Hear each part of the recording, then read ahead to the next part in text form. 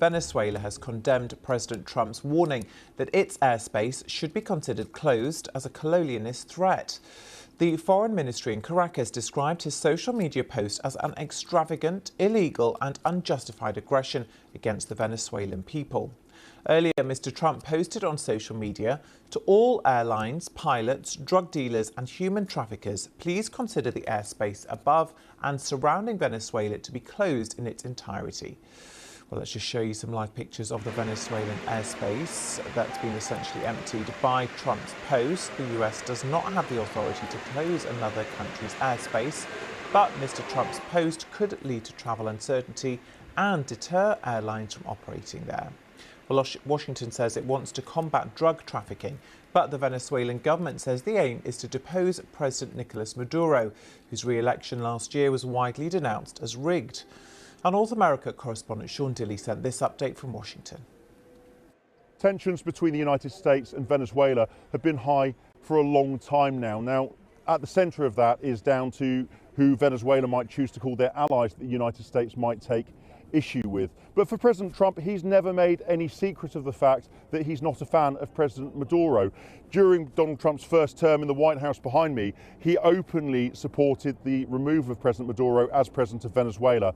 Since coming back in January for his second term, he's not used language that's quite as explicit as that when it comes to removing him, but he has gradually ratcheted pressure up, accusing the president of Venezuela of not doing enough to control drug dealing and also the transit of drugs to the United States. In the summer, there was a significant military deployment of a submarine and naval troops. Earlier this month, that ratcheted up even further with the deployment of the largest warship in the world, the USS Gerald Ford, in a modern show of gunboat diplomacy.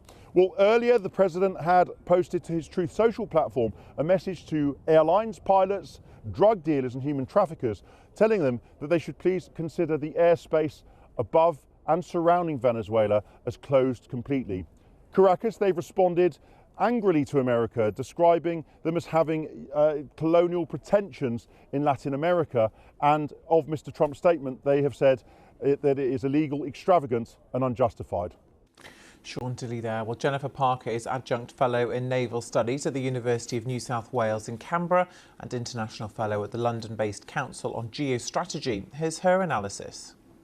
Clearly, the comments from President Trump about the closure of Venezuelan airspace are a precursor to potential strikes. Now, at least we know that he's thinking about that, otherwise you wouldn't talk about closure of airspace. This isn't the first time the US has done this over Venezuela, though. Less reported on, but about a week ago, the US issued a notice to airmen around airspace in Venezuela. So it's very clear that President Trump is weighing up his options right now in terms of how he can escalate further to apply pressure on Maduro to step down. And this is very much about regime change. This is not about counter-narcotics operations. But as I said in my introduction, he can't actually do this. He doesn't have the legal authority to close another country's airspace, does he? So will it actually have any impact? So it will have an impact. So no, the US don't have the legal authority to close airspace over Venezuela.